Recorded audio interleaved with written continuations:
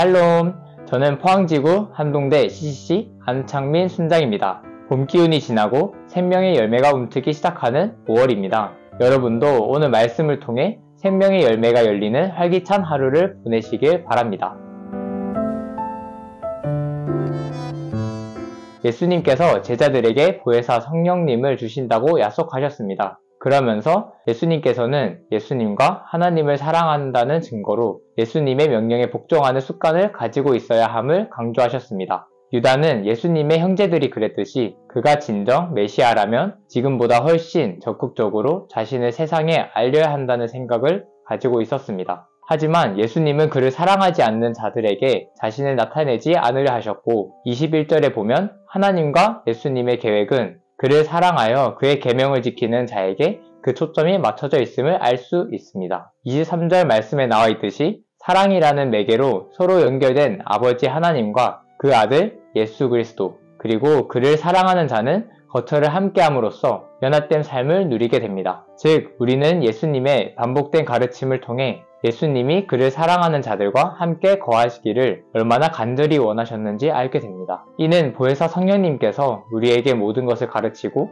예수님의 말씀을 기억하도록 예수님께서 약속하심을 통해 알 수 있습니다. 그렇다면 진정한 평안이란 어떤 것일까요? 세상이 말하는 평안은 근심의 원인을 없애거나 방지함으로써 오는 평안입니다. 그러나 이러한 평안은 결코 성공할 수 없습니다. 반면 예수님의 평안은 근심의 원인이 여전한 가운데에서도 누리는 초자연적인 평안입니다. 이러한 종류의 평안은 세상이 결코 만들어낼 수 없습니다. 27절에서 예수님은 이 예수님의 평안을 준다고 약속하셨고 이를 신뢰함으로 근심하지 말고 두려워하지 말라고 하십니다. 비록 지금은 제자들이 예수님의 예언을 모두 이해하지 못하지만 모든 예언이 다 성취된 이후에는 보혜사 성령님께서 예수님의 말씀을 기억하도록 하시고 미리 말씀하셨던 예언이 그들의 믿음을 더욱 강화시킬 것임을 알 수 있습니다. 저는 오늘 말씀을 묵상하면서 예수님께서 제자들에게 세상의 평안이 아니라 진정한 평안을 주시기 위해 우리를 사랑하셔서 오셨다는 예수님의 마음을 알게 되었습니다. 때로 나의 마음과 생각을 중심으로 살았던 모습을 반성하게 되었고 하나님의 말씀을 신뢰함으로 진정으로 주님만을 붙들고 살아가야겠다는 다짐을 하게 되었습니다. 신앙생활을 하면서 주님을 위해 헌신하고